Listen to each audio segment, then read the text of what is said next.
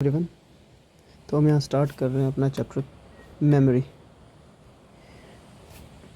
Exam point of view से बहुत ही ज़्यादा इम्पोर्टेंट चैप्टर है और आजकल आपने देखा ही है सीजीएल मेंस में कैसे कॉन्सेप्चुअल क्वेश्चंस पूछे गए।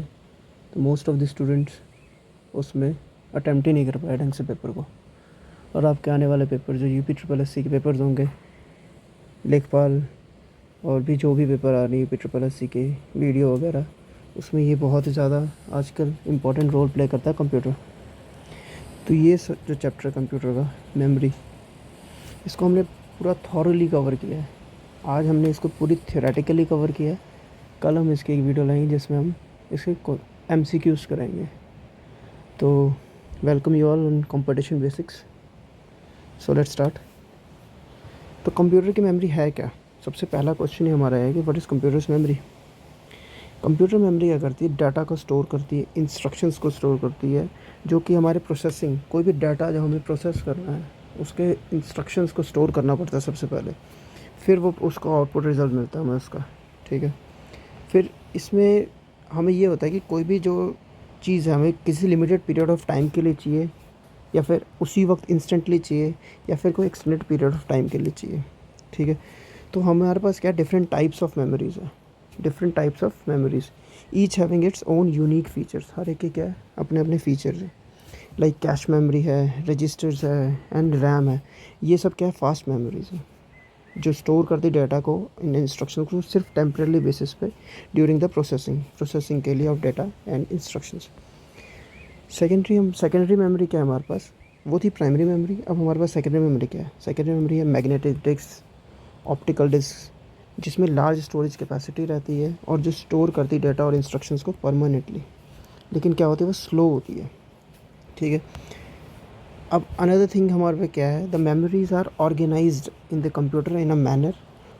तो मेमोरीज जो है कंप्यूटर में ऐसे ऑर्गेनाइज की जाती है ताकि हमारे जो बेस्ट से बेस्ट परफॉर्मेंस हो सके उससे, ठीक है। To achieve high levels of performance at minimum cost. तो उस हिसाब से मेमोरी को मेमोरी प्लेस्ड होती है कंप्यूटर में, ठीक है।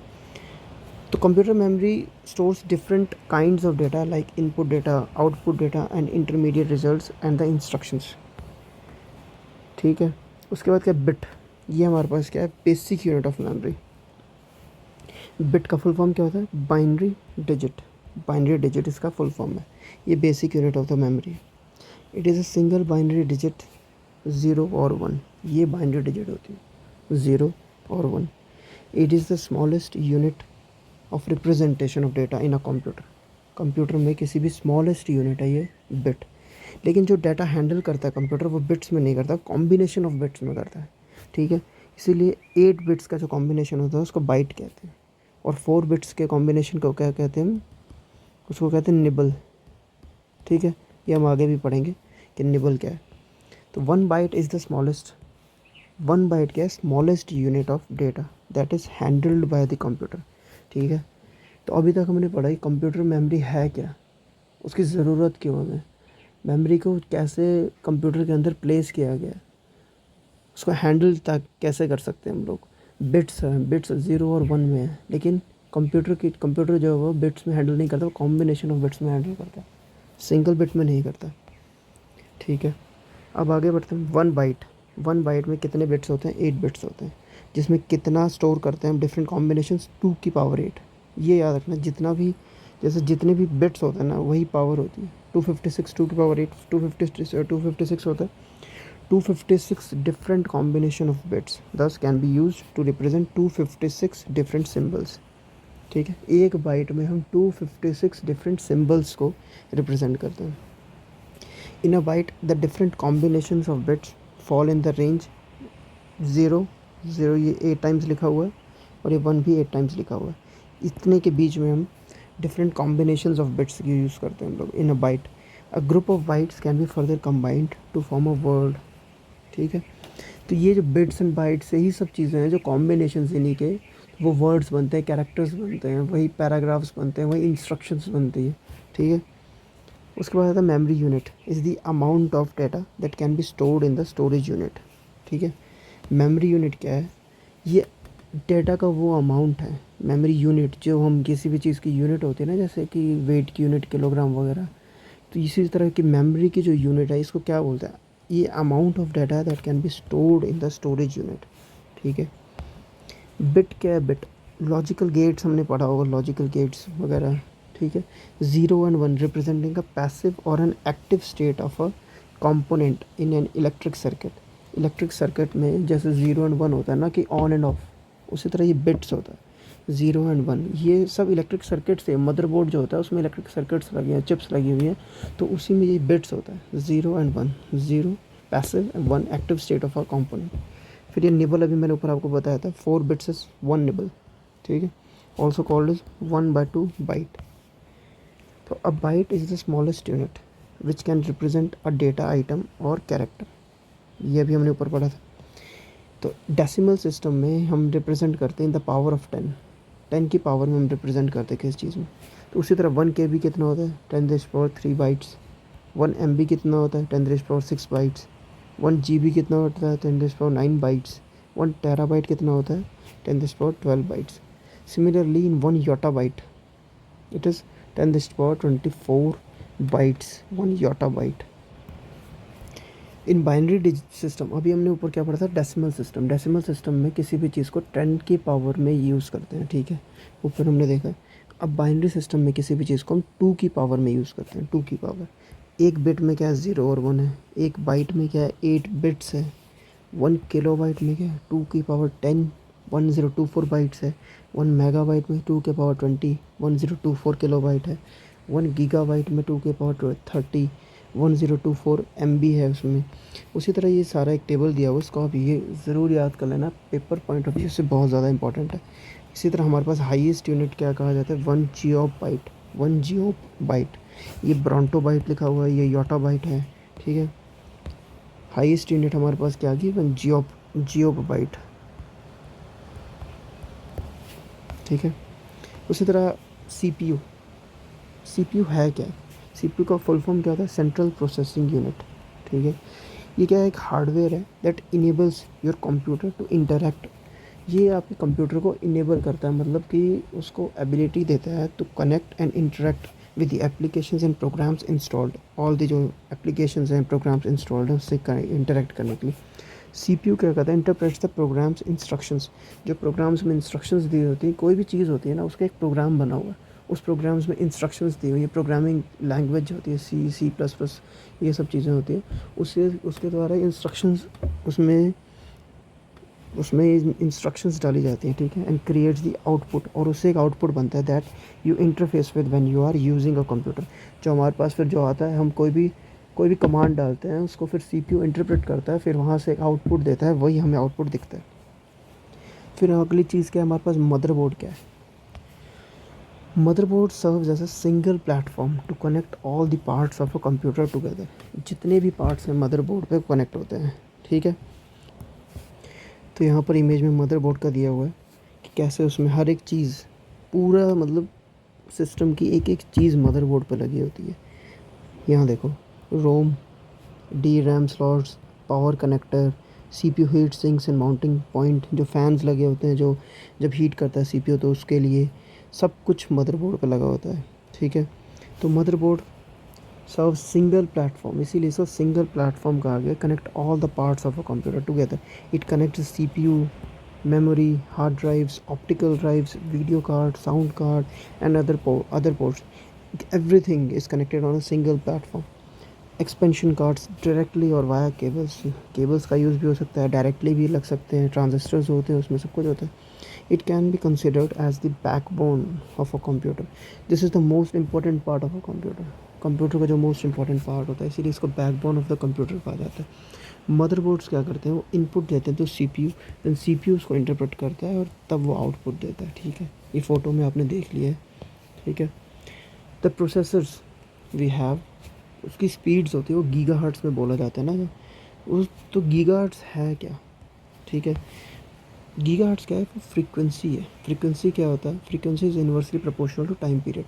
जितनी ज़्यादा फ्रीक्वेंसी होगी उतना ही कम टाइम लगेगा उसको। ठीक है। कोई भी चीज़, कोई भी कमांड को, टास्क को कंप्लीट करने में, किसी भी टास्क को परफॉर्म करने में। ठीक है। सो मोर द फ्रीक्वेंसी, जितनी ज़्यादा फ्रीक्वेंसी उतना ही कम टाइम लगेगा उसको टू परफॉर्म अ टास्क, ठीक है, सीपीयू को। जैसे कि अगर बोला जाए कि कोई एक लैपटॉप है, कोई कंप्यूटर है, उसकी फ्रीक्वेंसी कितनी 2 गीगाहर्ट्ज़ है, ठीक है। गीगा का मतलब क्या हुआ, 10⁻⁹। इसी को हम फार्मूला में पुट कर देंगे अब। Time period is equals to frequency, frequency में हमने पुट कर दिया 2 गीगाहर्ट्ज़, तो 1/2 इंटू 10⁻⁹। 10⁻⁹ ऊपर जाएगा तो -9 हो जाएगा। तो 10⁻⁻⁹ का क्या मतलब होता है, नैनो सेकेंड्स होता है। टाइम पीरियड की बात चल रही है, इसीलिए यहाँ पर टाइम की हमने यूनिट ली है सेकेंड्स। उसी तरह 10⁻⁹ कितना होता है, नैनो सेकेंड्स होता है। तो इस सीपीयू की जो इस सीपीयू में क्या होगा, एक टास्क करने के लिए हाफ नैनो सेकेंड्स लगेंगे, और नैनो सेकेंड्स आपको पता है बहुत ही छोटा होता है। कोई भी एक टास्क करने में हाफ नैनो सेकेंड्स लगेंगे, ठीक है। तो सीपीयू कम्युनिकेट कैसे करता है मेमोरी से। सीपीयू क्या करता है, कोई भी टास्क परफॉर्म करता है सबसे पहले वो मेन मेमोरी पे जाता है, ठीक है, जो जिसको प्राइमरी मेमोरी भी कहते हैं। सबसे पहले वो वहाँ ढूंढता है कोई भी चीज़, कोई भी, फिर उसके बाद सेकेंडरी मेमोरी पे जाता है, जहाँ वर्चुअल मेमोरी भी होती है। वर्चुअल मेमोरी के बारे में भी हम वीडियो के आगे पढ़ेंगे, वर्चुअल मेमोरी क्या होता है। सीपीयू क्या करता है, सबसे पहले जो looks data in register, register में डाटा देखता है सबसे पहले। रजिस्टर क्या है, अब रजिस्टर सबसे पहले की बात तो है क्या, stores data needed immediately.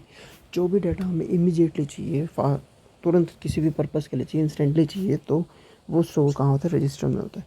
Fastest memory और मोस्ट एक्सपेंसिव, जितनी ज़्यादा फास्ट मेमोरी रहेगी, ये चीज़ याद रखना, उतनी ज़्यादा एक्सपेंसिव रहेगी वो, उतनी ही कम, अगर जितनी ज़्यादा एक्सपेंसिव रहेगी हम उतना ही कम उसको ख़रीदेंगे, तो इसीलिए वो स्मॉलेस्ट भी रहती है, ठीक है। अगर डेटा रजिस्टर में नहीं मिला तो सीपीयू कहाँ जाएगा, फिर कैश में जाएगा, कैश मेमोरी में। Cash is most helpful and second fastest. Cash भी जो है मोस्ट हेल्पफुल है, ठीक है, और ये second fastest after register. Data also not found, अगर डेटा कैश में भी नहीं मिला, कैश मेमोरी में, देन सीपीयू क्या करेगा, looks for data in primary memory RAM, फिर वो रैम में देखेगा डेटा को, ठीक है। अगर रैम में भी नहीं मिला, प्राइमरी मेमोरी में पूरा ढूंढ लिया हमने, नहीं मिला, फिर सीपीयू जाएगा सेकेंडरी मेमोरी में, ठीक है। अब इसी को एग्जांपल समझते हैं। मान लो आपको खाना बनाना है, ठीक है, कोई आप डिश कुक कर रहे, उसके लिए आपको मसाले चाहिए। सबसे पहले आप क्या करोगे, मसाले सबसे पहले तो आपने अलग से निकाल के रखे होंगे। कोई भी खाना बनाने से पहले आप क्या करते हैं, बाउल में, कटोरी में मसाले डाल के रख लेते हैं, फिर उसमें से ढूंढते हैं। अगर उसमें नहीं मिला, हमने मान लो उस मसाले को डालना भूल गए वहाँ पर, फिर हम कहाँ ढूँढेंगे, फिर हम उसमें ढूँढेंगे जिस जिस मतलब हमने जार्स में से वो मसाले निकाले थे, ठीक है, उसमें हम ढूँढेंगे। अगर उसमें वो, उसको हम कह देंगे कैश मेमोरी हमारी, वो जार्स को क्या कह देंगे, कैश मेमोरी कह देंगे। उससे पहले जो हमारे बाउल्स थे उसको क्या कह देंगे, रजिस्टर। जो हमारे फास्टेस्ट इमीडिएट पर्पज़ के लिए यूज़ हो रहे थे वो रजिस्टर हो गया। उसके बाद जार्स जो हमारी कैशे होगी। अगर उसमें भी नहीं मिला, इफ़ नॉट फाउंड, देन तो हम क्या करेंगे, फिर हम पूरे किचन में ढूँढेंगे। पूरा किचन क्या, हमारा रैम। ये एक एग्जांपल से समझ रहे हैं हम ना, तो कोशिश करना समझने की। इफ़ नॉट फाउंड, अगर वहाँ भी नहीं मिला मान लो, तो हम कहाँ जाएंगे, सुपर मार्केट में जाएंगे और वहाँ से कुछ ख़रीद लेंगे। सुपर मार्केट हमारी सेकेंडरी मेमोरी है, ठीक है। उसके बाद हम नेक्स्ट कॉन्सेप्ट पर आते हैं, है बूटिंग।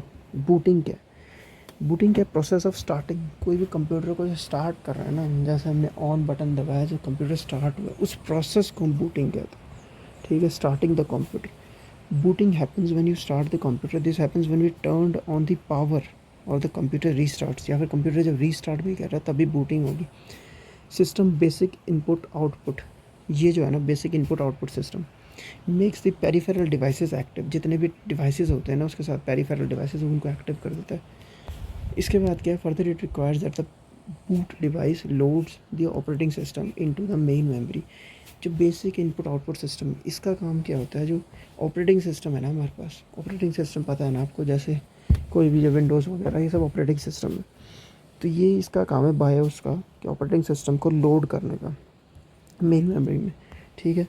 सो रोम, रोम क्या, read only memory has all the commands for booting.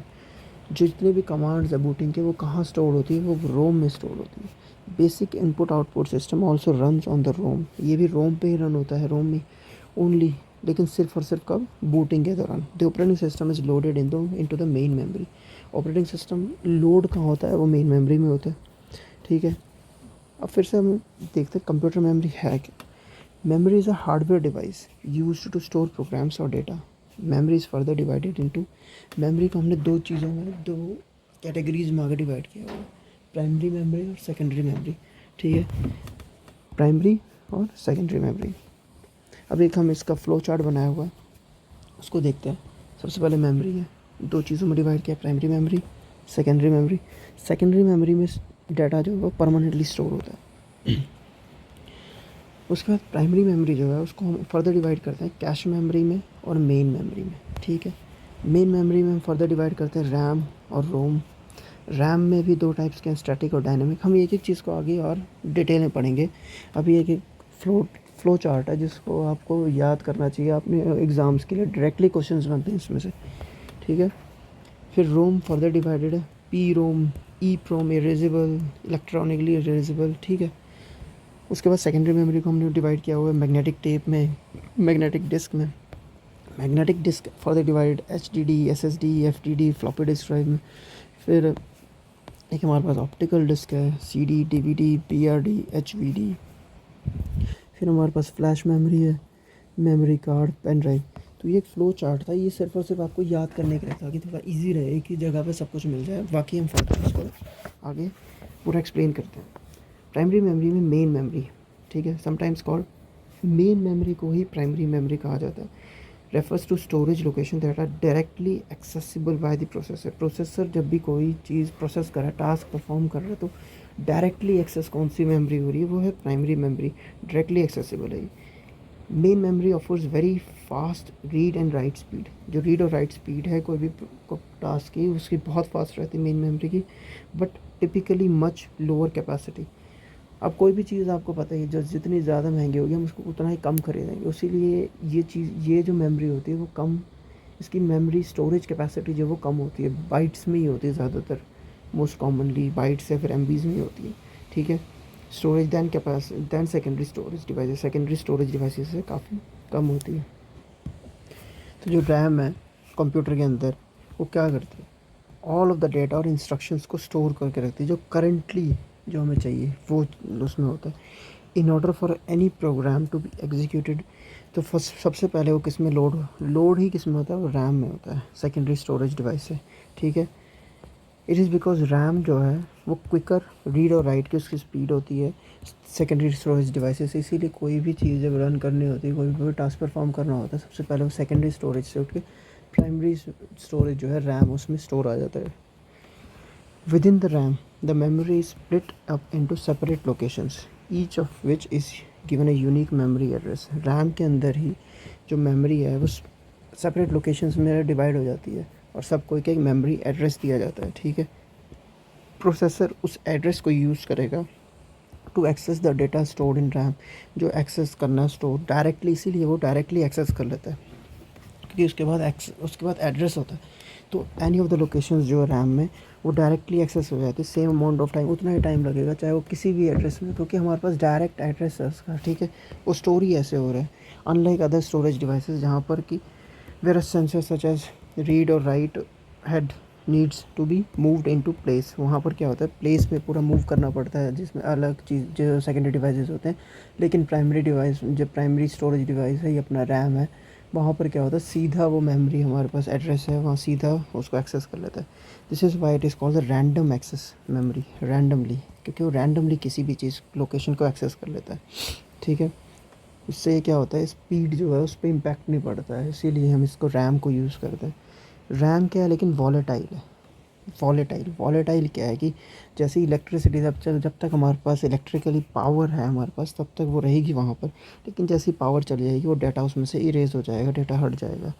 तो इस रैम में ये किसकी वॉलेटिलिटी की वजह से इसकी ये कमी है। फिर हमारे पास आती है रैम की अलग अलग वेराइटीज़, कैटेगरी, मतलब अलग अलग टाइप्स की रैम है। जैसे एक D RAM, dynamic random access memory, commonly use for computers main memory. Computer की मेन मेमोरी में ज़्यादातर यूज़ होता है because it is relatively cheap होती है मैन्युफैक्चर के लिए, मैन्युफैक्चर करना इसको। Its memory cells are usually made up of capacitors. इसके जो सेल्स हैं वो कैपेसिटर्स के बनते हैं। कैपेसिटर क्या होते हैं, the cell will store a charge to represent a single bit value. Capacitors क्या होता है, हमें पता ही, हमने फिजिक्स वगैरह पढ़ी है, उसमें कैपेसिटर्स को क्या बोला जाता है, वो चार्ज को स्टोर करते हैं। उसी तरह इसमें कैपेसिटर्स यूज़ होते हैं जो सिंगल बिट वैल्यू को स्टोर करते हैं। टिपिकली ये charged capacitor will represent the value zero, या तो वो ज़ीरो शो करेगा जो अगर चार्ज होगा। चार्ज कैपेसिटर क्या शो करेगा, ज़ीरो, और डिस्चार्ज कैपेसिटर क्या शो करेगा, 1। ठीक है। चार्ज और ना capacitor will leak over time. Time के साथ क्या होता है, चार्ज लीक करता रहता है, उसी लिए हम सिस्टम को बार बार रिफ़्रेश करते रहते हैं। ठीक है, रिफ़्रेश करते रहते हैं उसको, क्योंकि चार्ज जो है वो लीक करता रहता है, तो उस चार्ज को रिस्टोर करने के लिए कैपेसिटर में ओरिजिनल अपने चार्ज में, इसीलिए उसको करते रहते हैं। ठीक है। It is use in mobile phones. अब ये जो डायनेमिक रैम है, ये कहाँ यूज़ होती है, मोबाइल फ़ोन्स में यूज़ होती है, पीसीज़ में यूज़ होती है, लैपटॉप में यूज़ होती है। ठीक है। अब हमारे पास दूसरे टाइप की रैम क्या है, static RAM, static random access memory. This type of memory uses a different type of circuitry. अभी ऊपर क्या हमने देखा, कैपेसिटर यूज़ होते हुए देखा, ऊपर कैपेसिटर यूज़ होते हुए देखा। इसमें क्या यूज़ हो रहा है, फ्लिप फ्लॉप्स यूज़ हो रहे हैं, फ्लिप फ्लॉप्स। ठीक है।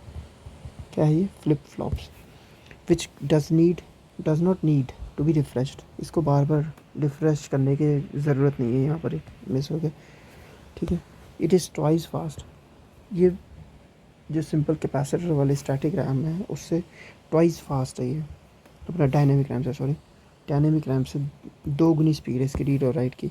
It is more expensive, expensive भी ज़्यादा है टू मैन्युफैक्चर, सो इस जनरली कम ही जगह पे यूज़ होता है। For areas where speed is most important, जहाँ स्पीड बहुत ज़्यादा ज़रूरत हो। फॉर एग्जांपल रजिस्टर्स में, रजिस्टर्स और कैश मेमोरी। जो registers are the fastest memory, registers क्या है, फास्टेस्ट मेमोरी है, और सेकंड फास्टेस्ट क्या है, कैश मेमोरी, अभी हमने पढ़ा था। तो उस चीज़ में ये यूज़ होता है स्टैटिक रैम। ठीक है।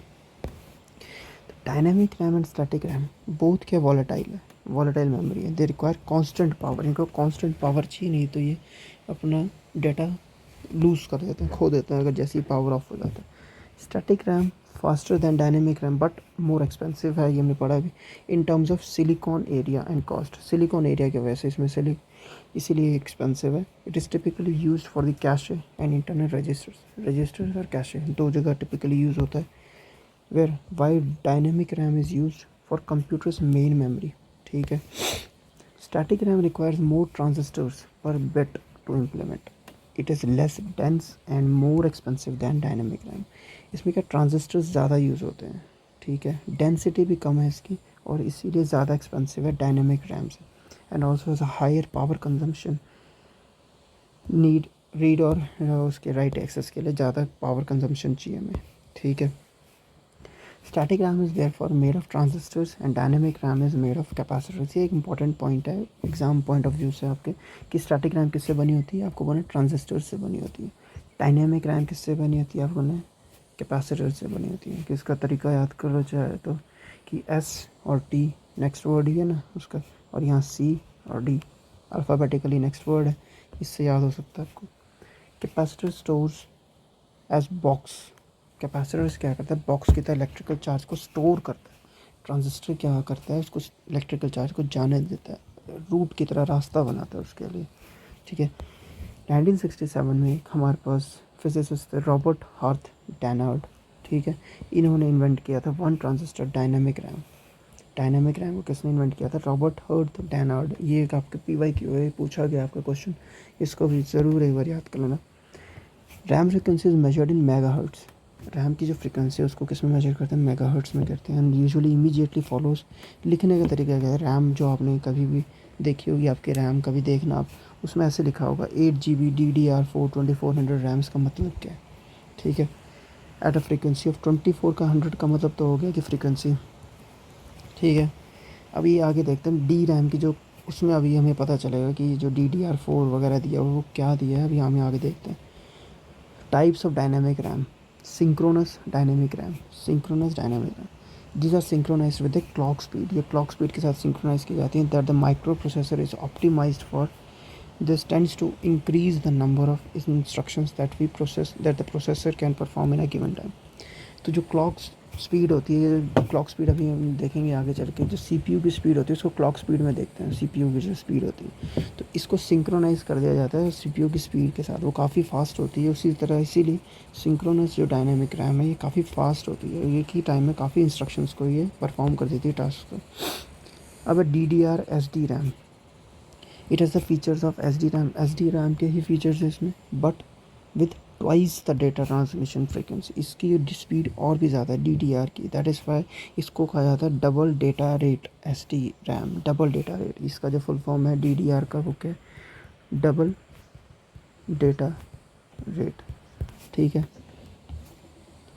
अब आगे चलते हैं हम। ECC-DRAM ये भी है। This can find corrupted data, ये हम कोई भी डेटा जो हमारा जिसमें एरर है कुछ भी है उसको फिक्स करने के लिए हमें ये वाली रैम को यूज़ करना पड़ता है। एरर करेक्टिंग कोड, इसमें क्या है, कौन सा कोड फिक्स है पहले से ही, एरर करेक्टिंग कोड। अब आगे क्या है, जो हमने देखा था अभी हमारी रैम थी जो, उसके आगे DDR4 लिखा हुआ था। ठीक है, इसका क्या मतलब है, 24 मिनट का पता चल गया, रैम का पता चल गया, GB का पता चल गया, उसकी स्टोरेज कैपेसिटी है। अभी DDR4 जो लिखा हुआ है वो क्या है, DDR2, DDR3, DDR4, DDR5। Many computers use DDR series of DRAM chips. The technology improves as the number, जैसे जैसे नंबर बढ़ता रहेगा जनरेशन इंक्रीज़ हो रही है। ठीक है, उसी तरह ये बढ़ता रहेगा, उसी तरह हमारी रैम की जो स्पीड है वो बढ़ती रहेगी। अब हमारे पास एक और टर्म आती है CMOS। ये कभी भी आप PYQs देखना आपको बहुत मिलेगा ये क्वेश्चन कि CMOS को फुल फॉर्म क्या है, तो इसको आप याद कर लीजिए, कॉम्प्लीमेंट्री मेटल ऑक्साइड सेमीकंडक्टर।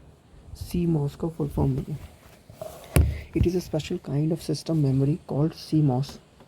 ये भी मेमोरी का ही पार्ट है जो भी हम पढ़ रहे हैं अभी तक। Stores the date and time, जो हमारे कंप्यूटर में डेट और टाइम नीचे कभी देखना राइट कॉर्नर में दिया होता है वो डेट और टाइम, जैसे कि अभी यहाँ ऊपर भी आप देख सकते हैं डेट और टाइम को।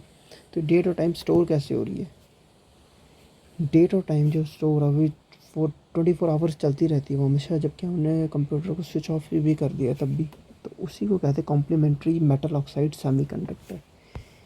ठीक है, जो CMOS है वो स्टोर करता है डेट और टाइम सेटिंग्स को, and a computer chip called real time clock then keeps track of time. जो रियल टाइम क्लॉक है ये एक चिप होती है, वो टाइम को ट्रैक करता, टाइम को मतलब हमेशा टाइम के साथ चलता रहता है।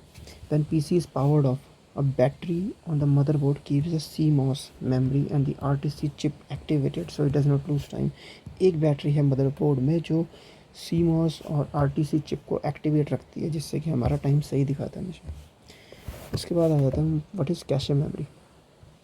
ठीक है, it acts as a buffer, ये एक बफर है between RAM and the CPU।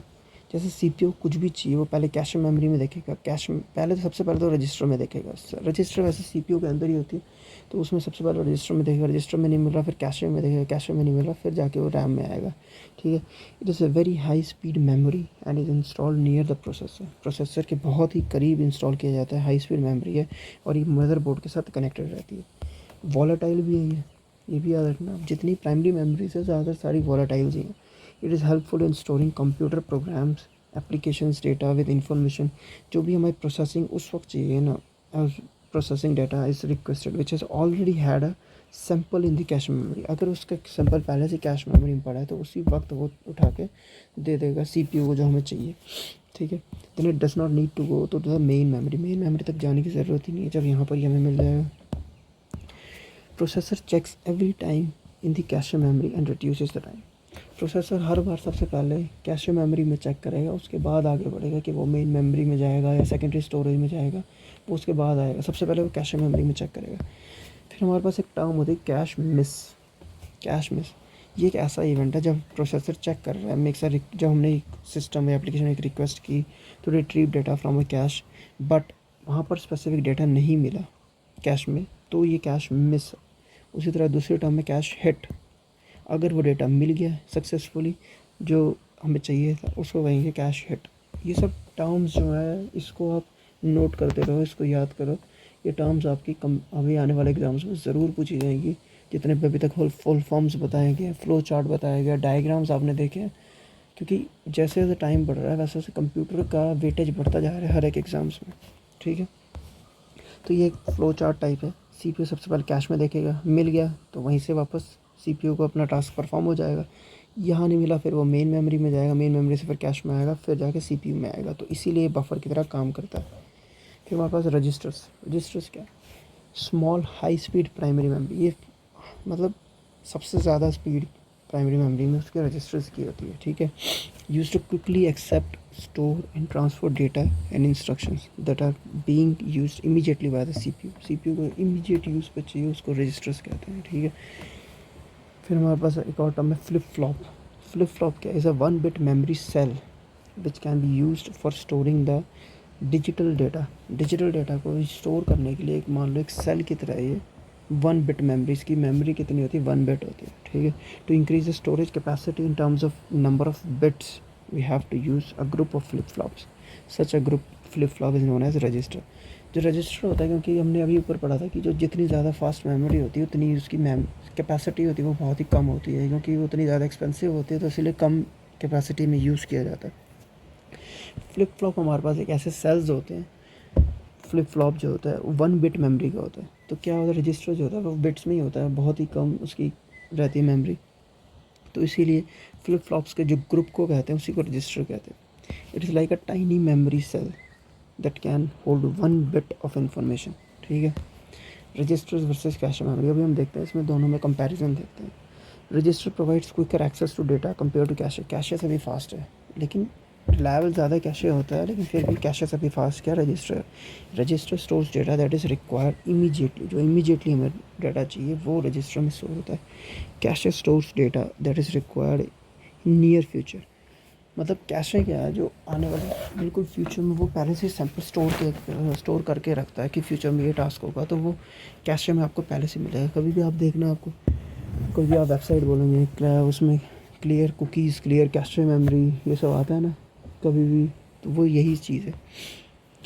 Types of general purpose register. Register के टाइप्स क्या? Accumulator register used for arithmetic and data operations.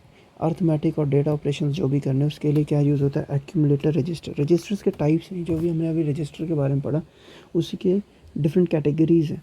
तो एक्यूमुलेटर, जब भी हम कोई अर्थमेटिक ऑपरेशन हमें उसमें करना है, टास्क परफॉर्म करना है, डेटा ऑपरेशंस करने कोई भी, तो हमें एक्यूमुलेटर रजिस्टर का यूज़ होता है। बेस रजिस्टर, ये सिर्फ अर्थमेटिक डेटा मूवमेंट्स के लिए होता है कि अर्थमेटिक डेटा को एक जगह से दूसरी जगह मूव करने के लिए बेस रजिस्टर का यूज़ होता है। फिर आता है काउंटर रजिस्टर, जो काउंटिंग पर्पस के लिए यूज़ होता है उसको काउंटर रजिस्टर कहते हैं। It acts as a counter for repetition और लूप्स। फिर आता है हमारे पास data register, use for multiplication and division.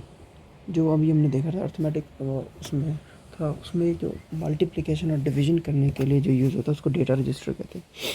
फिर हमारे पास आता है रोम। अभी हमने रैम के बारे में पढ़ लिया, कैशे के बारे में पढ़ा, रजिस्टर के बारे में पढ़ लिया। अब हमारे पास नेक्स्ट है रोम। ये भी प्राइमरी मेमोरी है, read only memory, typically used to store the boot sequence. जो हमने पढ़ा था अभी, बेसिक इनपुट आउटपुट सिस्टम जो बूटिंग के लिए यूज़ होता है उसको स्टोर करके रखता है किसमें? रीड ओनली मेमोरी में फॉर अ कंप्यूटर।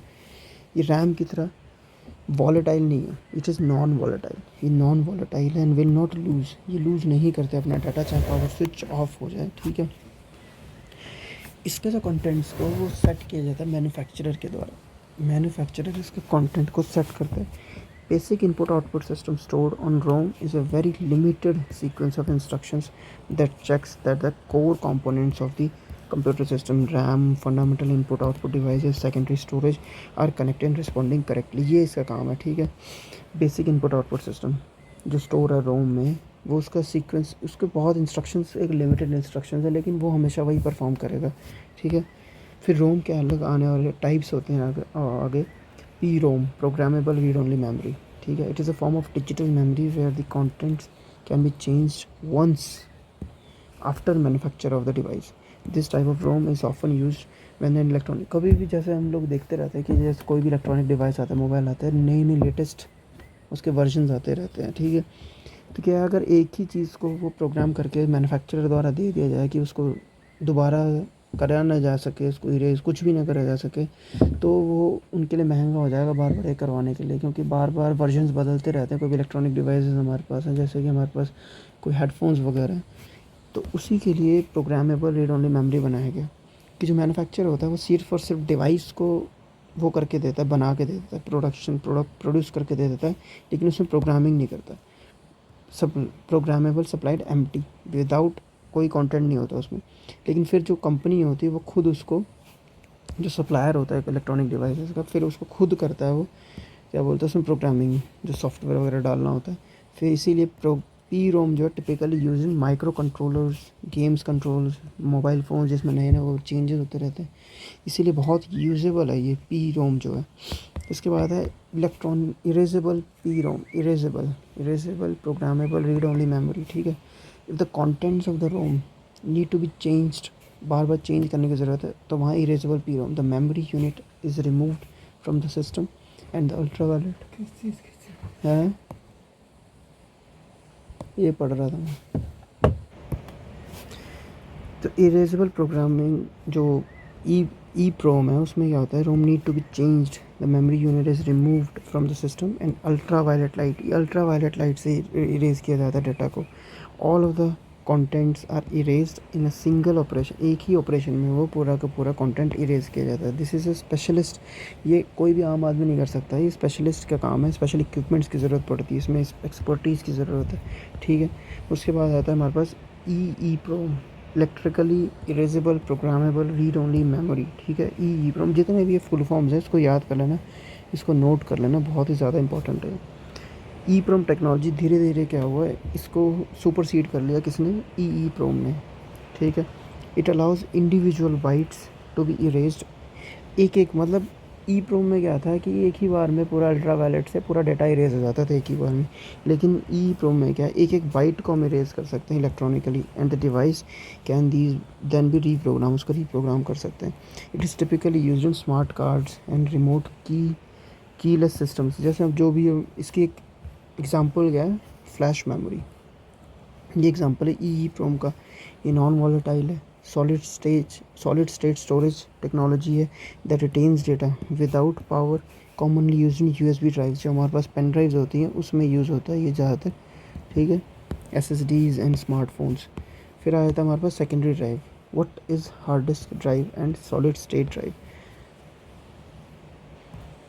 सो ये डायग्राम है हमारे पास सॉलिड स्टेट ड्राइव की और हार्ड डिस्क ड्राइव की, इसके बारे में पढ़ते हैं हम। सॉलिड स्टेट ड्राइव्स क्या होता है, एसएसडीज जिसको कहते हैं, can access read and write files faster than hard disk drives, इससे फास्टर होता है ये फास्टर है इससे। ठीक है, SSDs access data electronically through cells, इसमें क्या सेल्स हैं that can be written and rewritten thousands of time, बार बार इसको री राइट किया जा सकता है, पेन ड्राइव्स की बोल है ना, वही ये चीज़ है। हार्ड डिस्क ड्राइव्स क्या, utilize rotational platters, rotational platters, जैसे ये रोटेशनल प्लेटर है ना, उसमें ये उसको रीड एंड राइट करता है।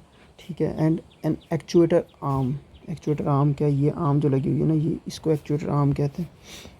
ठीक है, टू एक्सेस फाइल्स को एक्सेस करने के लिए, उसको लोकेट करने के लिए प्लेटर में, then moving to the next location, to that location to read the data, जहाँ से हमें लोकेशन से रीड करना है उसको वहाँ मूव करने के लिए।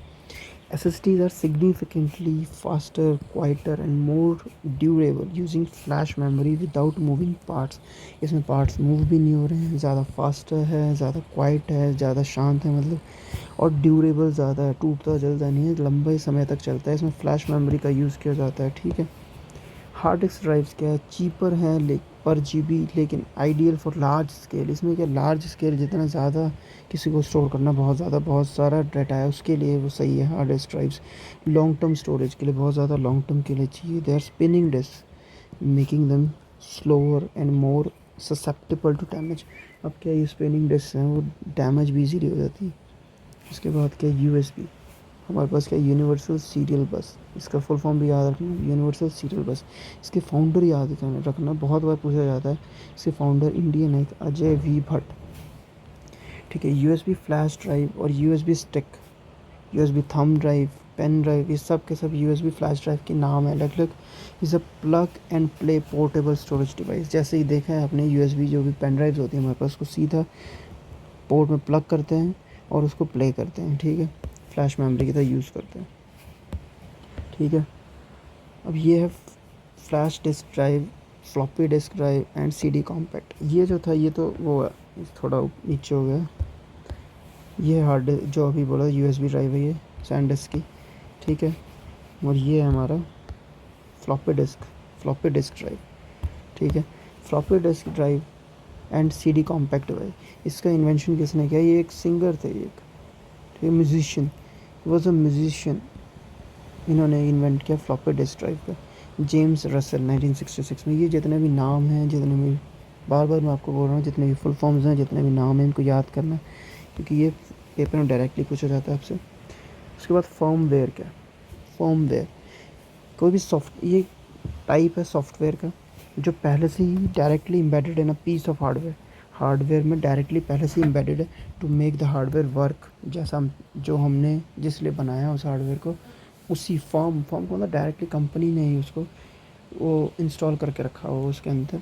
तो जिस काम के लिए वो है हार्डवेयर, जैसे कि हमारे हेडफोन्स होते हैं, जो काम है उसका वो पहले से ही प्री इंस्टॉल्ड है उसमें प्रोग्राम्स, ठीक है। It is programmed by the manufacturer and is installed on a digital device right in the factory.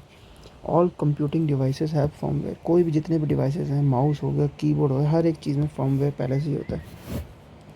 अब हम कंपैरिजन देखते हैं रैम और रोम का। अभी हमने ऊपर पढ़ा रैम क्या है, रोम क्या है, वॉलेटाइल है, एक नॉन वॉलेटाइल है, ये सब चीज़ें हमने पढ़ी। अब हम देखते हैं इसके कंपैरिजन को, इनका पर्पस क्या। रैम का पर्पस क्या, रैम क्या करता है, डेटा को स्टोर करता है और इंस्ट्रक्शन करता है सिर्फ और सिर्फ प्रोसेसिंग के टाइम पे। जो प्रोसेसिंग के टाइम पे हमको चाहिए डेटा, उसको स्टोर करते हैं रैम। रोम क्या करता है, रोम एक बूटिंग, जो हमारा जो कंप्यूटर को स्टार्ट करता है उसको बूटिंग कहते हैं, उसकी इंस्ट्रक्शंस को मैन्युफैक्चर जो उसमें सेट कर देता है पहले से ही, उसको स्टोर करके रखता है।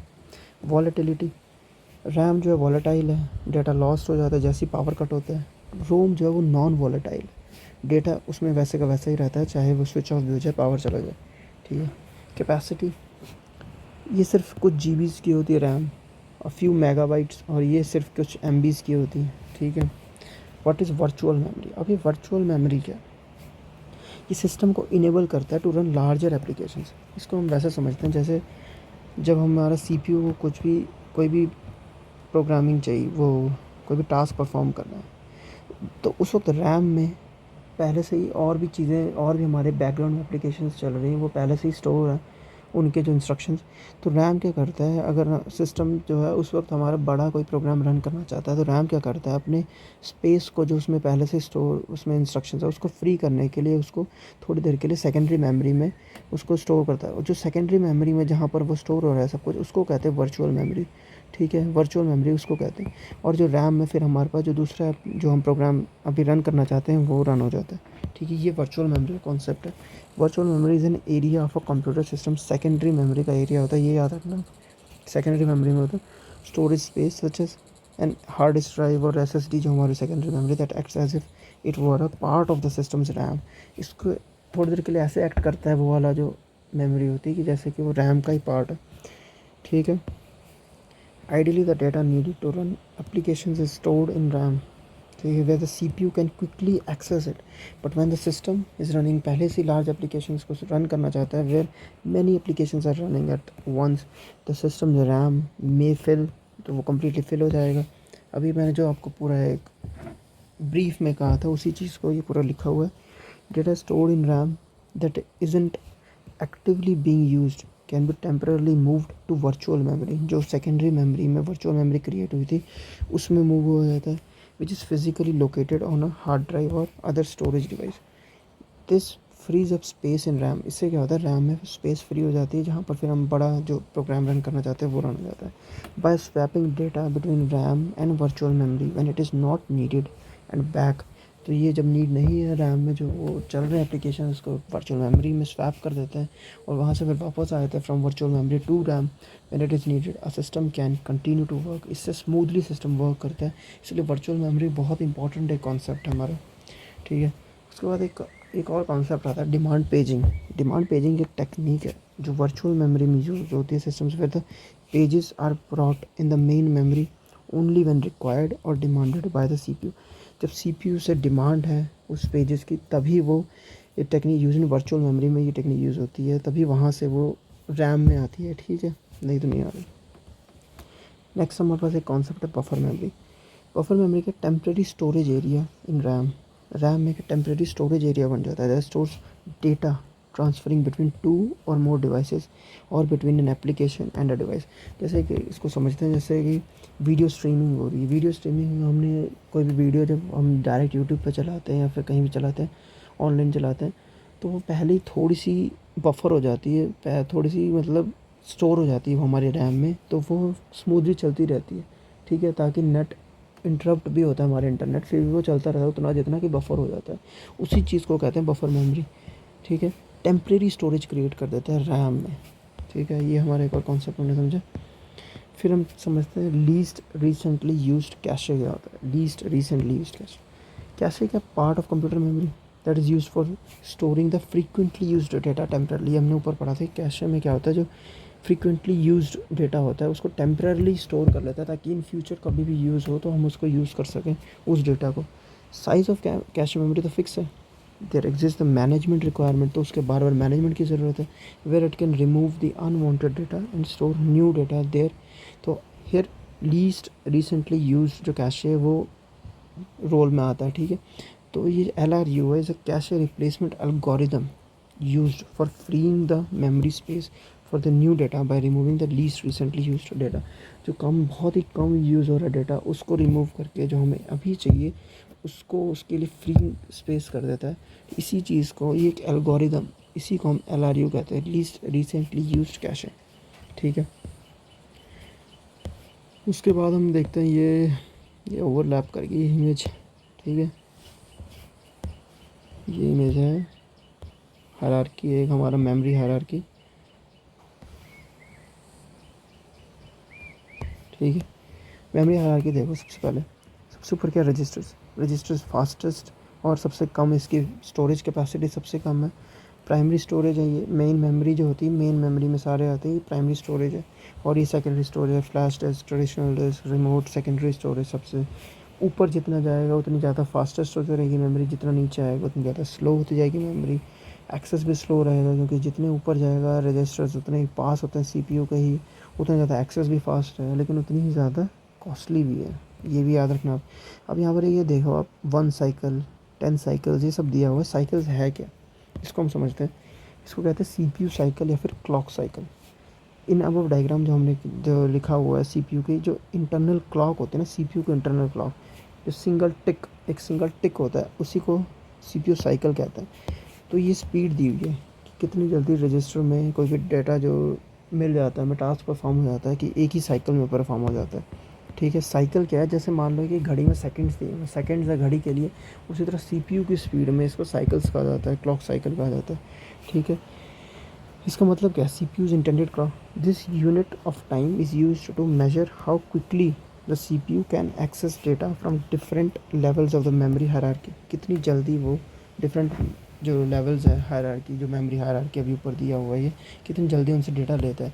सबसे जल्दी रजिस्टर से ले लेता है एक ही साइकिल, मतलब एक ही टिक में, सिर्फ एक टिक बजा और रजिस्टर से मिल गया डेटा। 10 साइकिल्स, 10 टिक्स हुए तो कैशे से मिला, 100 साइकिल्स, 100 टिक्स हुए तो मेन मेमोरी से।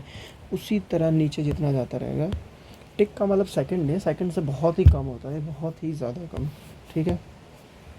Registers can be accessed in a single clock cycle because they are located directly on the CPU। CPU पे ही लोकेटेड होते हैं, इसीलिए रजिस्टर सबसे फास्टेस्ट होता है। एज यू मूव डाउन, जैसे हमने ऊपर देखा, अभी जैसे जैसे नीचे जाओगे वैसे वैसे वो बढ़ता रहेगा, स्टोरेज स्लो होती रहेगी, स्टोरेज बढ़ती रहेगी, लेकिन स्पीड जो स्लो होती रहेगी, और the number of cycles required to access data वो भी बढ़ता रहेगा, इंक्रीज़ होता रहेगा, indicating a longer access time.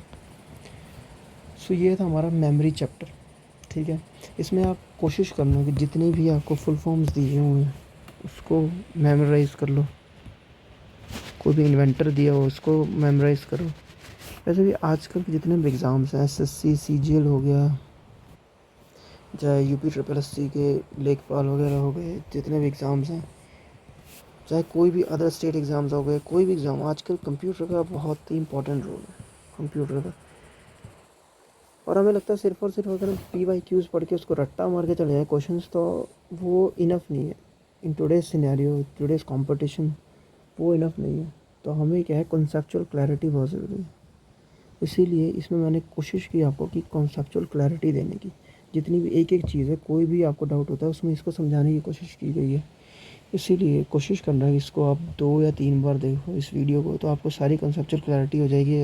और नहीं भी हुई तो आप कमेंट सेक्शन में कोई भी क्वेरी पूछेंगे, उसका आपको जवाब मिल जाएगा, उसका क्या उसका आंसर। इसी तरह हम सारा कंप्यूटर का जितना भी सिलेबस है, all for the all competition exams, उसको सारे का सारे कंप्लीट करेंगे उसको। और आज ये हमने चैप्टर किया, अब हम इसके क्वेश्चन, जितने भी रिलेटेड क्वेश्चन हो सकते हैं उसको नेक्स्ट वीडियो में करेंगे। तो अगर आपको पसंद आए वीडियो तो इसको लाइक और सब्सक्राइब, प्लीज़ चैनल को सब्सक्राइब करें। अभी चैनल ग्रो कर रहे हैं हम, अभी हम भी एक स्टूडेंट ही समझ लो, स्टूडेंट, और we are also in a job. तो प्लीज़ कोशिश करना इसको शेयर भी करना अपने दोस्तों के साथ। So thank you, that's all for today.